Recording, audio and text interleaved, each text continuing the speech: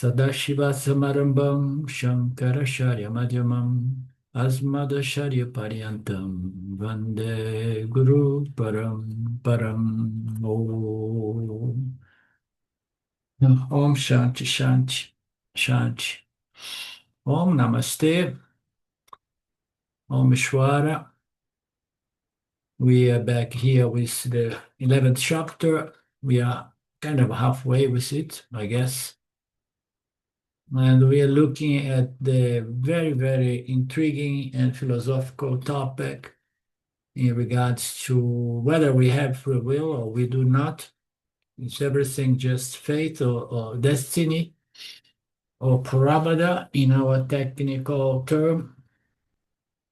Or we do have free will and choice in our life. So as we know, we have choice, and Ishvara has the fate designed to each one of us according to the way we exercise our choice, our free will.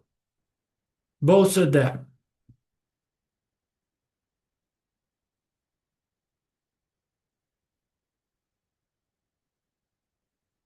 Therefore, do your actions, and though even everything is in your hands, it's thought you can impact the results, but knowing the results are going to be designed by the supreme structure, this intelligence, we leave everything to that.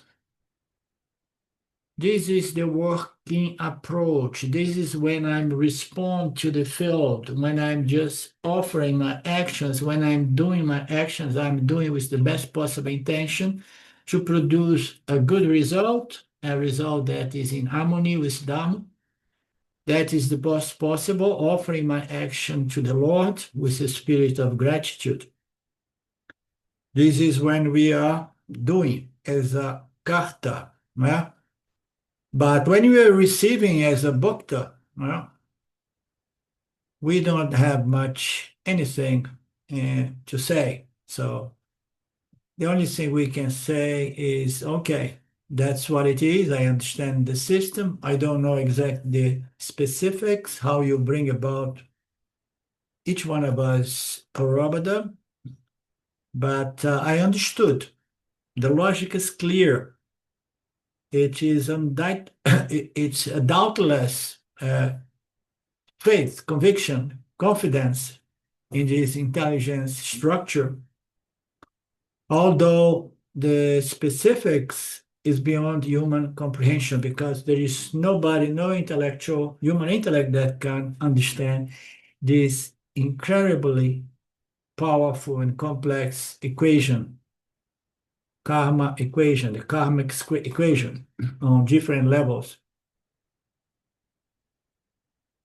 So people go to astrology and this and that, try to have a guess of what is the prarabdha in the pipeline.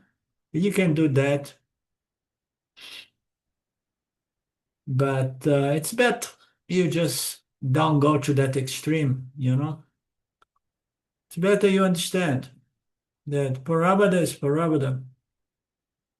Of course, sometimes when potentially we are doing things that are causing something else, it would be good to know beforehand that if I don't change my course of action, there is a potential for that kind of prarabdha. Reminds me when I was leaving the USA and my doctor, incredible, good doctor, kind of a holistic doctor, although he studied in the university as well to begin with.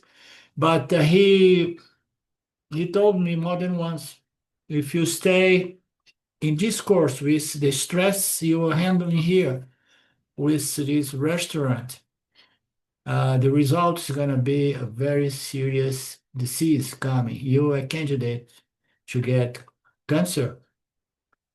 So sometimes it's good to have a doctor who is not an astrologer, but in parallel says this is an astrologer who is saying like, okay, so if things do not change, you are just hitting into that direction, and that is the potential prarabdha that you're going to receive. So in that way, you can take help of a doctor or astrologer so that you can make amendments to your lifestyle and uh, and what you eat and what you do not do, and so on. Once we adjust, and it's not a magic thing. I remember when I first moved to Brazil, it took me years to recover my health. It was not, I mean, the body was so weak, and a lot of symptoms, mostly my digestive system. It took years for the body relax, and start find a certain balance again. Stress is something big, and how to avoid stress in this crazy world of ours in these days, it requires incredible spiritual wisdom. You need to be a religious, spiritual person to find good attitude and a good emotional balance, avoiding stress in spite of this crazy world of nowadays. Lord Krishna gave this advice to Arjuna, and that advice is whenever an individual acts according to Dharma, it means the individual will has conformed or has surrendered to the will of God, has surrendered to Dharma, has surrendered to God's will. Acting according to Dharma is surrender the individual will to the yeah, Shwara will or Para will. Dharma is the teaching given by the Lord, and therefore Dharma can be taken as the will of the Lord, simple, direct. Therefore, acting according to Dharma is surrender the individual will to the will of God. I mean, how many times we need to read that and remember that? You understand? And then life becomes much easier, not demanding that my raga dvesha are all the time met, which is an impossible mission. So if I live according to these Dharma principles and laws, I'm surrendering my individual will to God's will. So it means to say that I don't have free will. No, when I say surrendering my individual free will to the will of God, meaning to say exercise my free will to choose to wish that which is God's wishes as well. Okay, I'm conforming to the will of the Lord. Surrendering means making a choice to live in harmony and conformity with God's will, God's laws and principle that structure the field so that human beings may be able to live in harmony without destroying the environment. We can say that surrendering to Dharma is surrender to the Lord. Surrendering to Dharma is surrendering to the will of the Lord. And when we are surrendering our free will to the will of the Lord, you have not lost your free will. You made a choice. And I have my choice here. And either I'm going to choose according to my likes and dislikes, or I'm going to sacrifice my likes and dislikes in the altar of that which is just and fair and for the benefit of the overall society. So, who is willing to sacrifice one's biding ragadvesha? Surrendering to the Lord is the ultimate exercise of free will. You have your free will. You can choose to act according to law, God, Shwara's will, or according to your ragadvesha. And once you allow your life to be governed by your vasanas, by your likes and dislikes, by your raga dvesha. Once you allow that, you have become a machinery moved by a program. You have lost your will even to confront that kind of machinery and put up a fight to prevent it from pushing you around so easily. If you surrender your will to your vasanas without bothering, without considering God's dharma, God's will, God's laws and principle, this choice of yours, this individual will is not in harmony with dharma. And when you live in harmony with, in no alignment, no harmony with God, you are living not in harmony with nature. And anything that's not nature produce heat, or in other words, produce suffering, because it's not natural.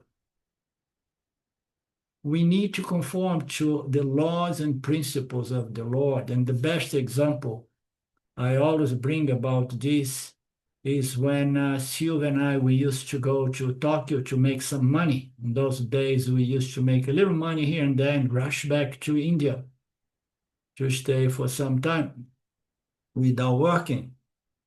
So there was a phase that we used to go to Tokyo, and it is a different planet. The customs there are different, the culture is different, people act differently. And it was a great teaching, a great way to understand that old proverb that says, once you are in Rome, behave as a Roman. Understand? Meaning to say, in Tokyo, before I try to live according to my culture and my customs and so on, at the beginning, doing that, I was producing heat, I was producing conflict, I was not conforming, I was not aligning with the local culture. So now we are looking at the macro, it's God's cultures, God's field of interaction. And we need to understand where we are stepping in so that we move in agreement, you move in harmony with all other beings and the laws of the Creator. Therefore, the teaching here is you do have free will. And your free will, this is again, the ultimate exercise of choice is to make up your mind and choose between living based on Raga Dvesha or living your life based on Dharma. That is the ultimate, the most basic fundamental choice. All other choices are going to be based on this choice. Orlando, I have a question. Please. I'm not quite sure how to formulate it, but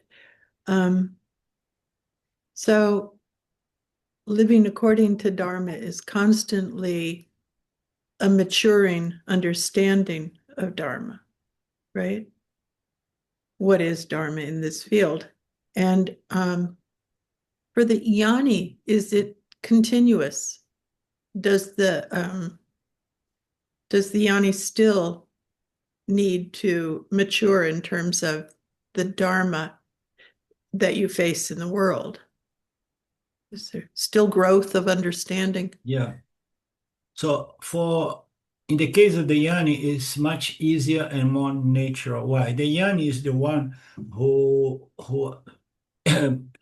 through the process of self-inquiry and self-knowledge, it has gone through an extreme large reduction of ragged version. Right. So the ragged version, likes and dislikes, they burn in the fire of the truth, reality, So likes and dislikes is just ignorance. It's attribution of real value or happiness to the objects of experience that I want to gain or avoid. All of that start diminishing. So the young is not much under that pressure. Sometimes I used to say the tyranny, the pressure comes from the tyranny of one's ragged pressure that minimize big time, diminish big time. So therefore, it comes more natural to the yoni to live in harmony with God's will or dharma. You understand why? Because the ego and its personal likes and dislikes, they were largely neutralized by the fire or burned in the fire of self-knowledge. You understand the point? Yeah, that old phrase, roasting the seeds of karma. Yeah, So good. yeah, Very well remembered. Yeah. So when we look into Dharma, I mentioned to you guys that I was in India looking for a scripture on Dharma. And Swamiji used to sometimes play one of his favorite jokes is the Dharma is just living, making choice based on common sense. The most fundamental common sense is don't hurt other people, other beings, because you wouldn't like to be hurt as well. Okay, don't do to others what you would not like, wish to be done to you, such as lying, deceiving, manipulating, stealing, and so on. So Dharma, following Dharma is harmonizing with these common laws and principles that should be the common sense in society. But as Swamiji often says, but common sense nowadays during Kali Yuga seems to be the least common thing to find in society. You understand? Because everybody is running around moved by raga and vesha. And nobody can understand this most common principle, law, which is do not hurt others because you don't want to be hurt. And by yeah, hurting me, really inflicting hurt on others deliberately or ignorantly, no? yeah. Because just because you're acting in a dharmic manner doesn't mean the field is going to respond to you with all adulation and thank you so much for your dharma. And you still might get whopped upside the head. Oh, definitely. Yeah. And you see the story of Christ, and he just got the nail on the cross. You know? So how to follow Dharma? There is so much injustice, cruelty in this world nowadays. Silvia tends to say it has always been that way, but now we are seeing it more clearly. It's coming to surface. I don't know. My impression, it has always been more or less like that, but now it is aggravating somehow. But all this suffering in the poor countries inflicted by the global elite for the sake of control of nations' resource and this and that. So there's so much suffering and injustice. We have come to a planet which is dense in this kind of saying attitude, you know. So what can we do? You being an activist, what can we do? You know, what can we do?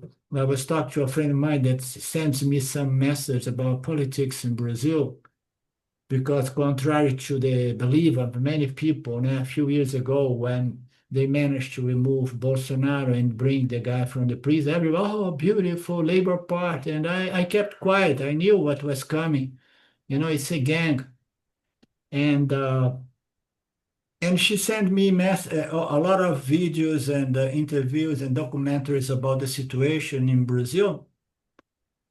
And I told her, so I don't like to go very deeply anymore. I prefer to stay with my Vedanta because I came to the understanding that there is very little I can do. And as Silvia often was pointing out to me, is like the best thing you can do to help is to teach Vedanta, you know? It's not go out there to try to bring social justice or do selfless service or charity work. Everyone can do something, and some people do what they do just by genuinely being happy and loving and respectful towards others, you know? Yeah. I say keep your own house in order. Yeah, And then if the field requires something, a contribution from you, it will come to you. yeah. The opportunity to offer, yeah. Offer your happiness, your peace, your smile.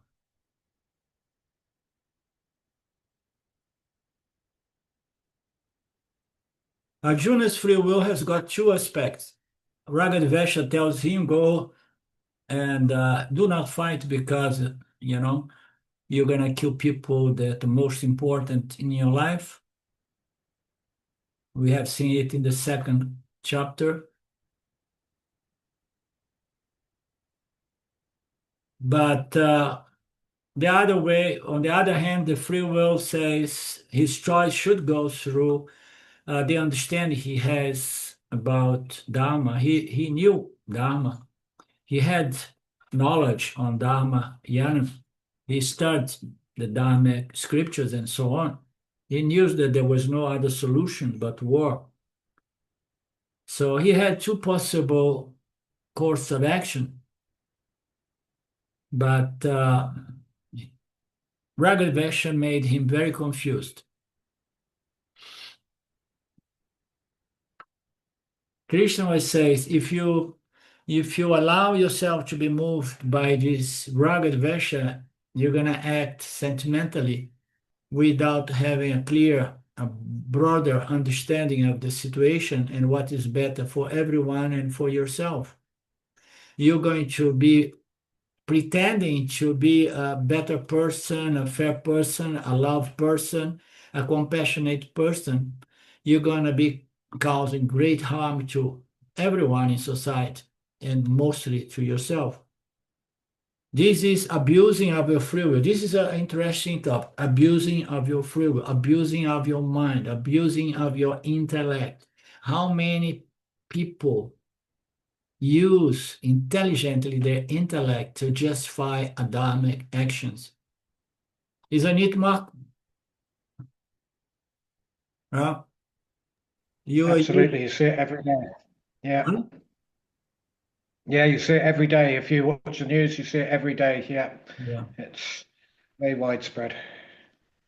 So if we misuse our human intellect, our free choice we have, you know, our reading of a certain situation to get a better understanding of the condition of the field, well, that will lead to my own downfall. It is my responsibility to make the best of my Viveka Shakti. And nowadays there is so much deceit.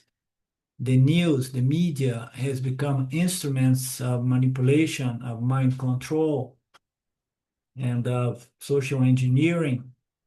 And people are based by their narratives. They base their understanding choice based on their official narratives.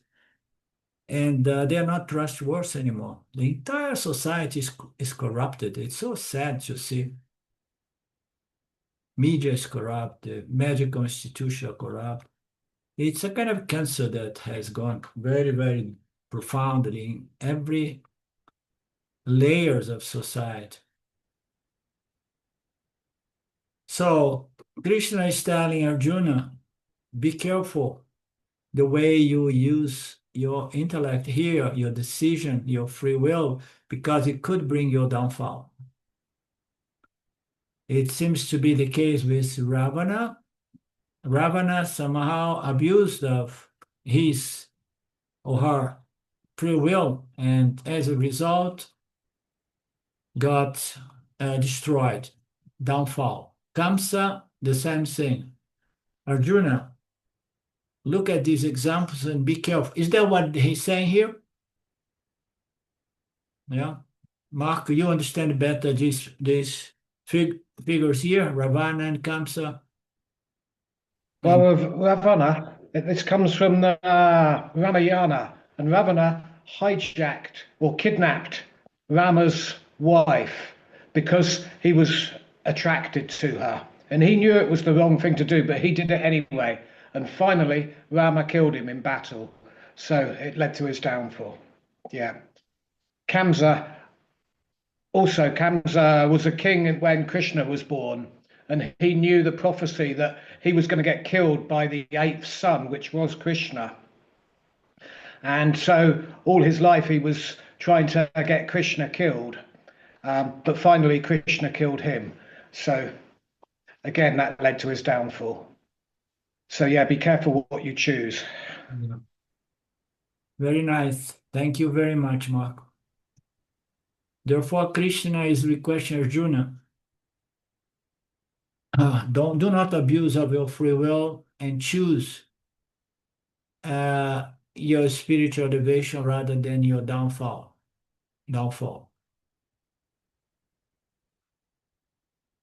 Use your free will properly, intelligently, which means even though this war is a bitter and bloody war, your duty is a very unpleasant duty. No? It involves much destruction, even on the side of your people fighting next to you. It's still, you must fight this war. You should not go by any emotional, sentimental attachment. You must go by the understanding of what is the most dynamic course of action here. And here in this case, it's so clear. You must fight and destroy the violators of Dharma. And this is very, very interesting.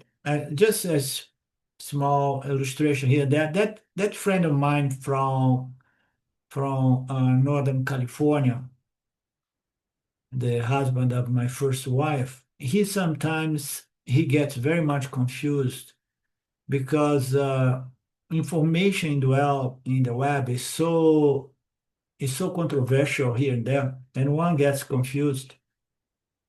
And sometimes he say, no, I am on the side of Dharma and this and that. And then sometimes, and he comes back to me, he start doubting again. He say, I don't know. Maybe I'm the one tripping, you know? Maybe the people that I'm trying to, to confront, to say, no, this is not the way to go about. Huh? Maybe they are right and I'm wrong. Just imagine the confusion of someone like that, man. Huh? So I got a certain conviction that this is what I need to do. But then here and there, I get emotionally alterated. And then my conviction go and I start just doubting myself. I don't know. Maybe I'm trying to support the wrong side of the arm. I'm not really standing with Arjuna. I'm standing with Duryodhana. I thought I was standing with Arjuna, but now I'm having doubts. Maybe I'm standing with Duryodhana. And he keeps doing that. And then more often than not, I present some logic to him. And I tell him, so make up your mind. And with everything that you hear, see, and watch in the internet, make up your mind, use your intelligence, and stop being, wobbling. Wobbling, you say?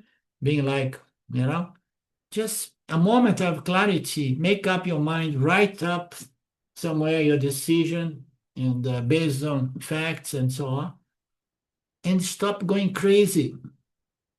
This may drive someone crazy. If you surrender your free will to Dharma, which means choosing Dharma course of action, then for that, the person has to have a huge Viveka Shakti, I often tell the people here in Brazil that Viveka discrimination is the most important sadhana proposed by Vedanta. And every one of us has this Shakti, this Viveka Shakti, because we all make decisions over and over again from early age. We make a decision. We are called to make decisions. And we begin moved by desire, what gives us sense pleasure, of course, until we start getting a little bit more wise. But how are we going to develop discrimination, discernment, viveka, to at the very end of this spiritual process to be able to discriminate atma from anatma, the body mind from the self? That is the ultimate viveka that we need to do as a sadhana. And I often say that we need to begin practicing the discrimination between dharma and dharma. And here somewhere, Swamiji says exactly that. You must begin discriminating dharma, dharma.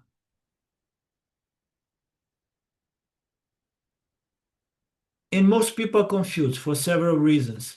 They have bias, they have, poor intellect, or they were somehow manipulated to believe certain things, and they don't have much critical mind, and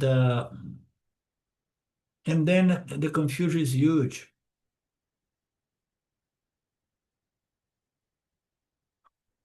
So if because of your intellectual conviction you suppress your emotions and you go by your intellectual conviction, you choose the painful duty, a dharmic duty, as the general of your army. Don't allow this sentimentalism confuse your decision. You already made a decision, 13 years and many efforts to find some diplomatic solution.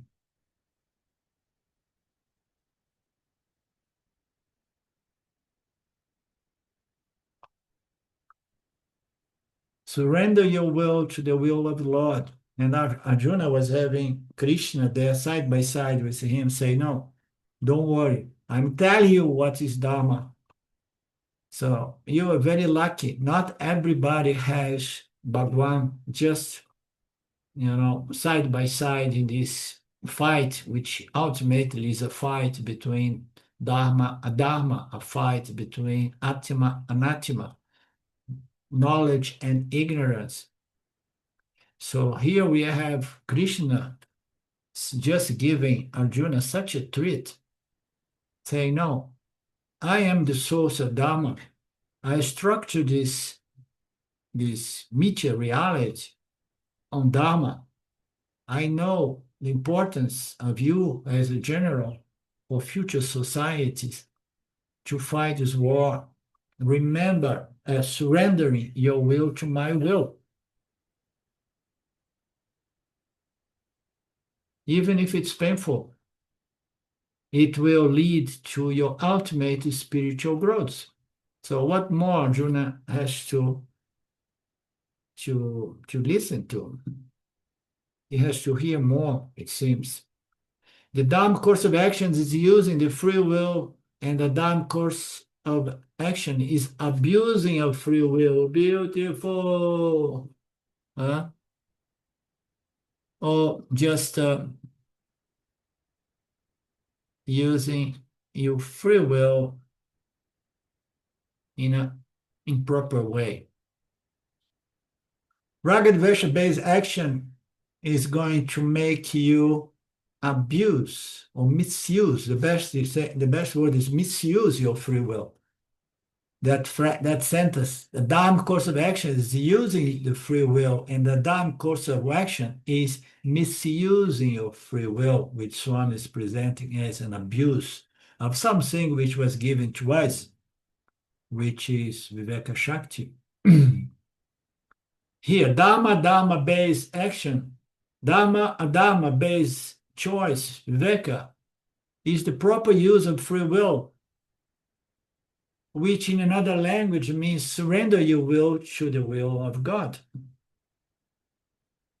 That does not make anybody a puppet, because it takes a huge will to choose to will exactly as the will of God. Does not make anybody a puppet. It just say, no, I make the most difficult decision in my life. I was designed to come here to be moved by a video, this ignorance, my vasana, my likes, dislikes, and this is my ignorant nature. And now I have to make a decision. A decision is to destroy this desire to live a life based on my attachments to my likes and dislikes, and live a life in a conformity to the will of the Lord. It means to sacrifice all my desires for security and sensory satisfactions and whatnot. All my personal desires have to be sacrificed at the altar of the Dharma of the Lord. So is it something like renounce one's free will? No, it's making the most difficult choice of one's life. It's the ultimate fight, is to really give up your personal, sentimental, emotional will to live a life in conformity with the will of the Lord, which is Dharma.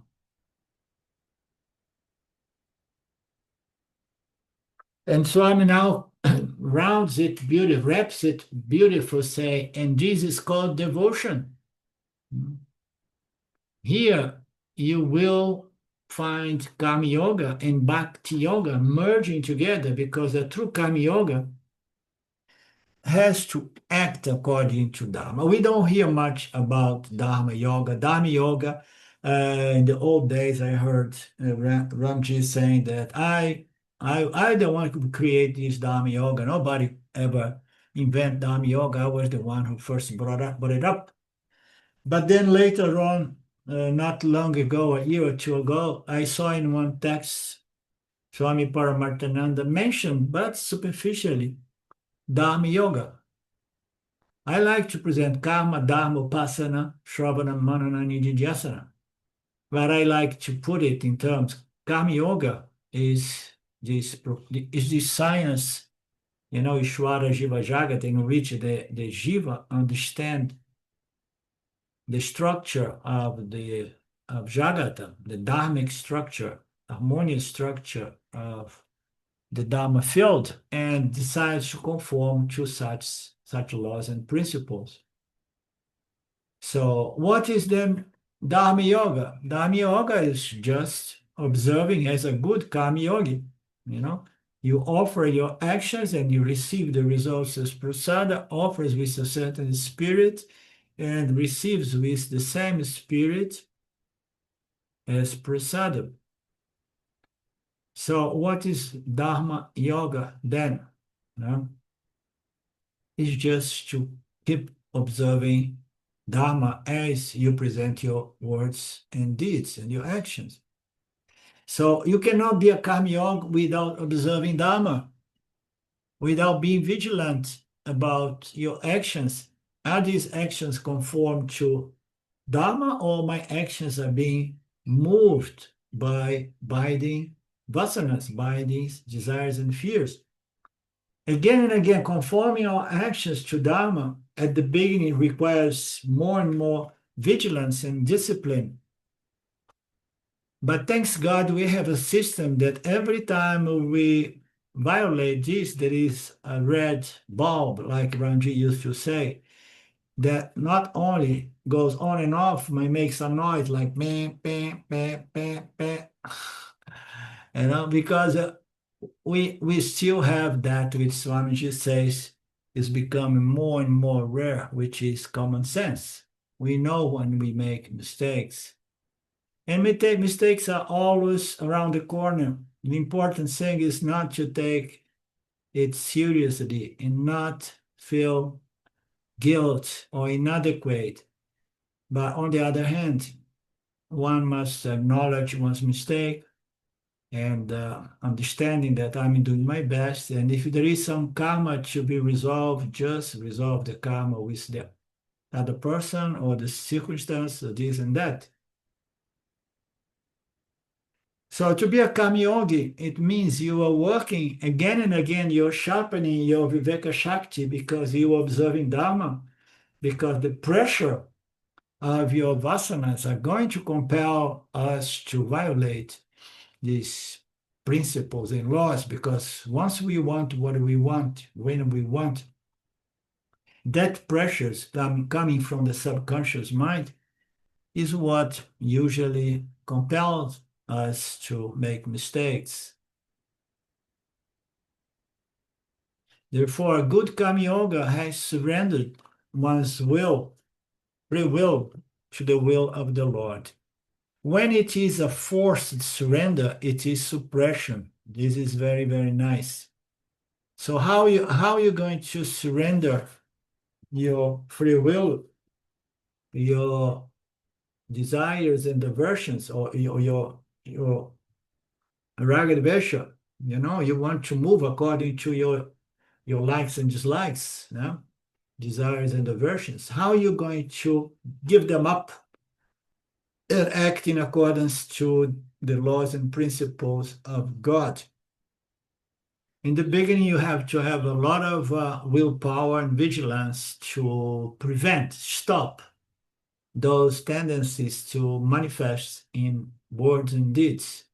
At the beginning, there is more like, no, free will is very, very important.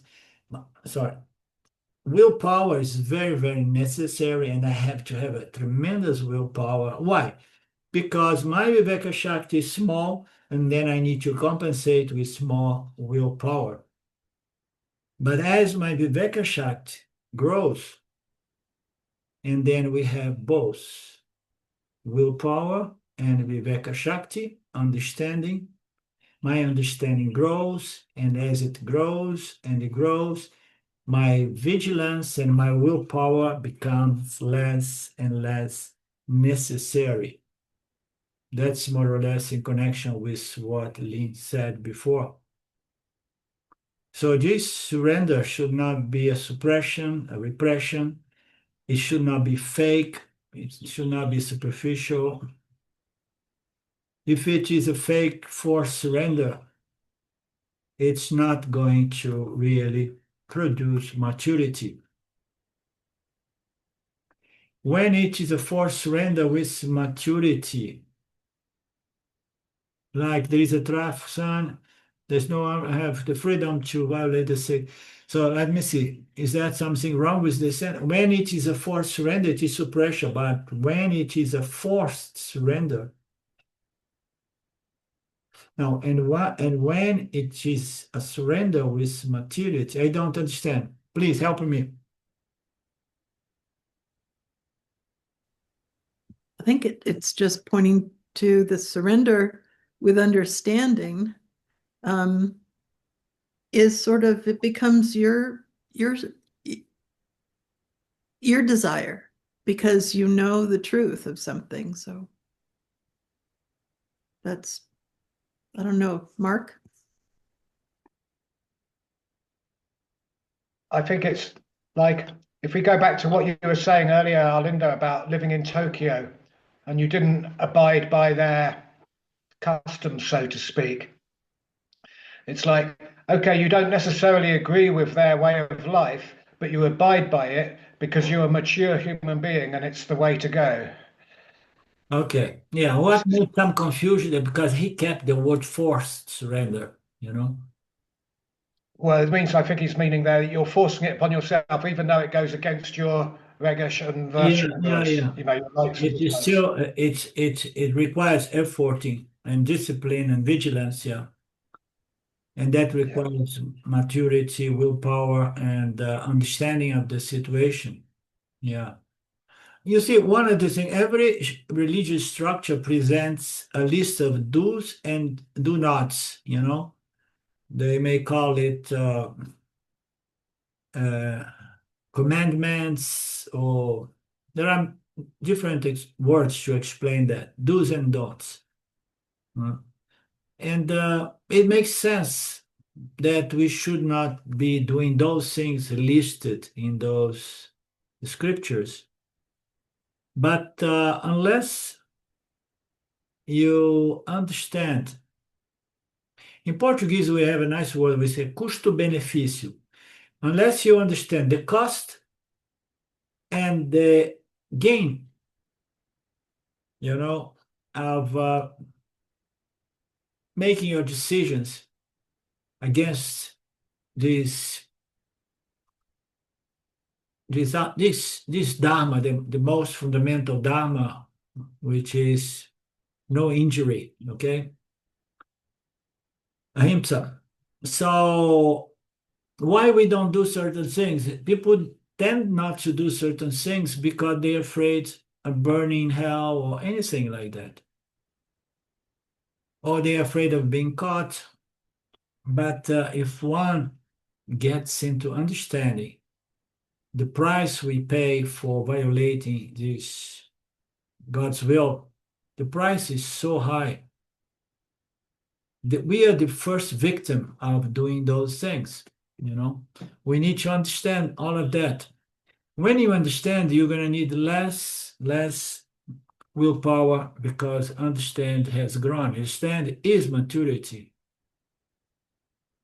Like there is a traffic light and you're in a hurry and there is nobody, there is no traffic. So you just want to cross those red lights in the night. So you're violating the Dharma. But when the police stops me and then say, you see, I thought it was all good because nobody's driving besides myself. Yeah. Now I understood that even if there is nobody, I need to follow but this is too much. Yeah. But this is imposition of the law and the rules in a society.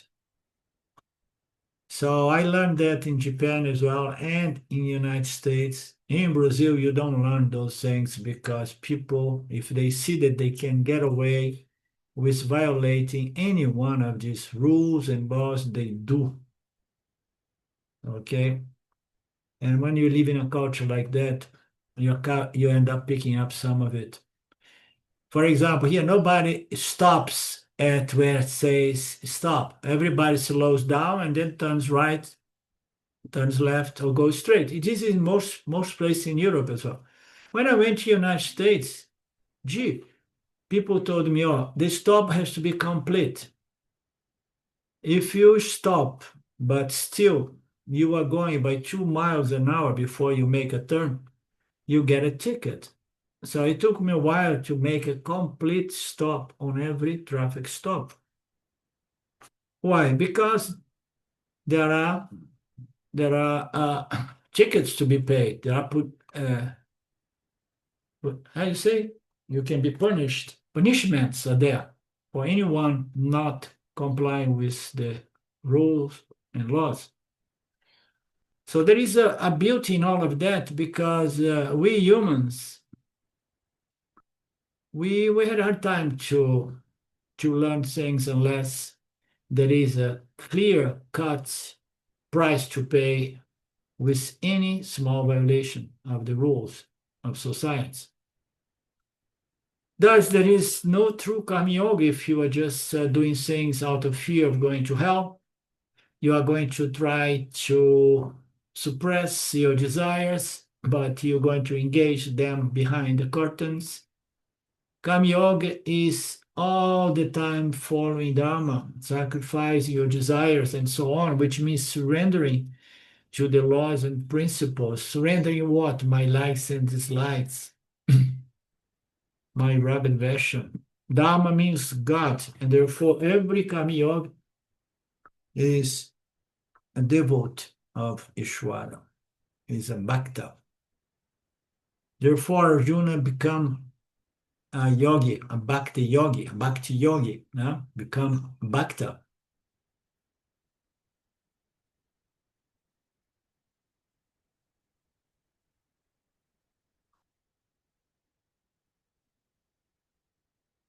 Which text is this one?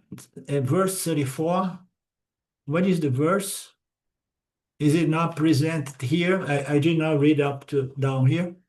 It is the verse, Kildrona Bhishma. Okay, it's the same verse as above. Yeah. So Krishna says, as the verse 34 said, it's difficult. I know, Arjuna, you have to do that.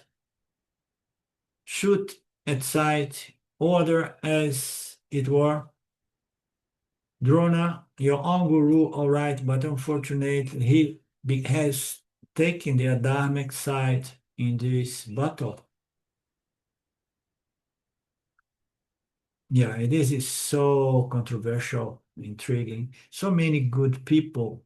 And this goes from the standpoint of each one of us. We see so many good people that are good people, but somehow are misled to take Dharma as a Dharma. And then you say, so the person is good, but took to the Adamic side in this divide. And each one of us is going to have a same impression, because the other person that I see as taking to the wrong side, he look at me and say, no, you see, Arlindo, he took to the wrong side. He's a nice guy, but he took to the Adamic side. How are we going to decide what is Dharma and the Dharma? I mean, Arjuna is so privileged because Krishna is telling him, listen, trust me, all structure of Dharma comes from me. I know what Dharma is. No confusion, no misleading message, no manipulating narratives. Therefore, it's difficult, it's painful, it's bitter, but you should get over your emotions and sentiments. You should not go by Manomaya Kosha. You have to go by Vijnana Maya Kosha. Forget what's happening on the physical level, in the mental level, emotional level. Go direct to your intellect and use that faculty to make an unemotional choice. Discrimination should dominate your action, not your emotional impulse. And we are human beings, we are moved by emotions somehow as well. Because we are humans, because we are so emotional, we are so easy to be manipulated. So discrimination should allow us to go to a place, quote unquote, in which we can see things more clearly and make up our mind. Therefore, Drona, you have to kill. Bhisma, you have to kill. Cut them, kill them, shoot at them. It's painful, it's okay. You have to kill everyone there. And Krishna himself loves all these people. It's not that they are third people. Remember, whoever is related to Arjuna is related to Krishna as well. In fact, Krishna had to kill his own uncle, Kamsa. So Arjuna, these are painful actions, but you should transcend your sentimentalism. Krishna himself loves all of them. It's not that they are third people. What he means by third people, Lynn or Mark?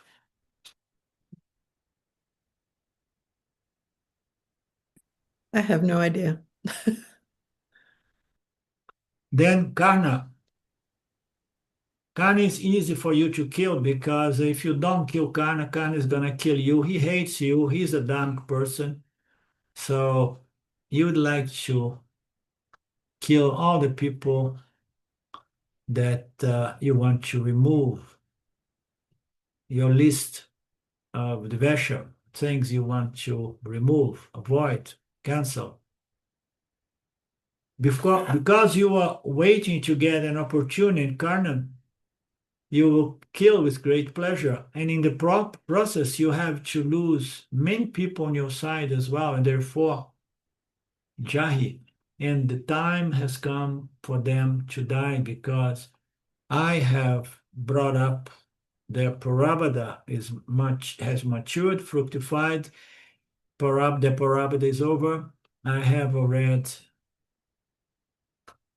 closed their file. Their next Janma is ready. So therefore, Maya Hatam, those people who are already destroyed by me, you have to destroy physically now.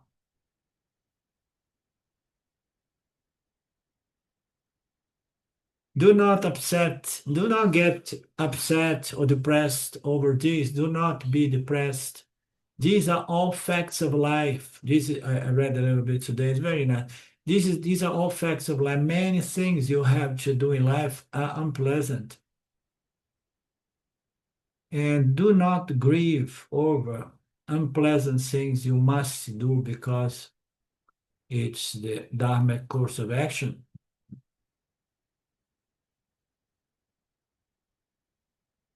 May you take to this battle because you are a born general, Kshatriya.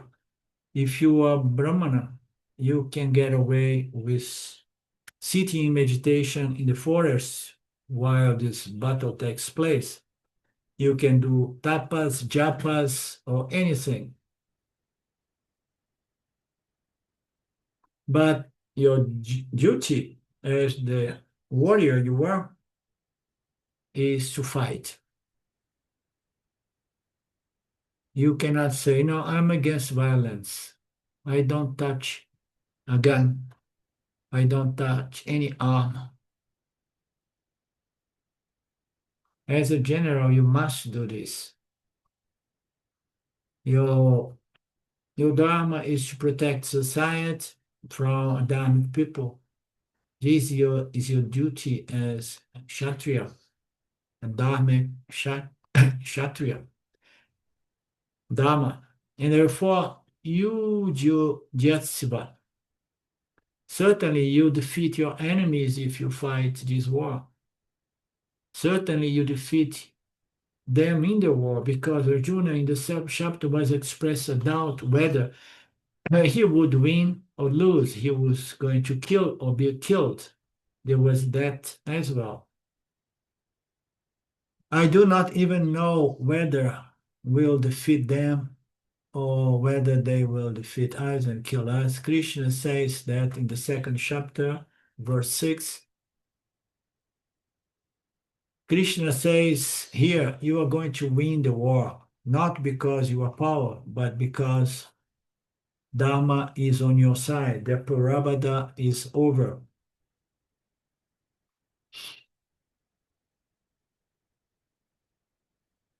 That brings us to the verse 35.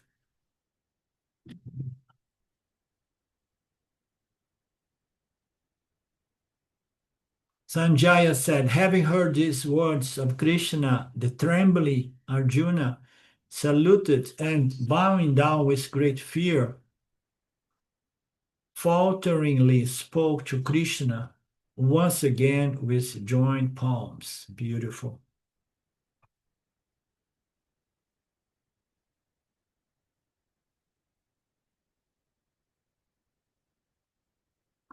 Life is not easy. You know, life is not easy. You have to be so talented. You have to develop so much wisdom to navigate through this realm of duality here where we live. To have this understanding that every human being is living through the ultimate battle there is in life, which the battle between Dharma and the Dharma, into our battle between our spiritual elevation and our spiritual downfall. The ignorance is dense, rugged versions are going to bring us down.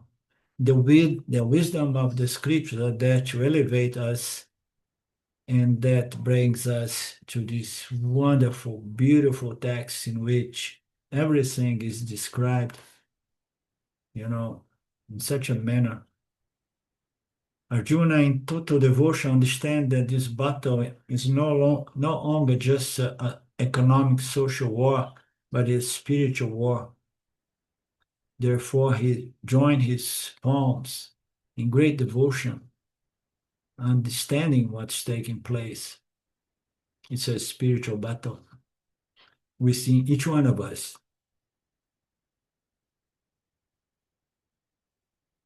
Okay, we leave it for tomorrow.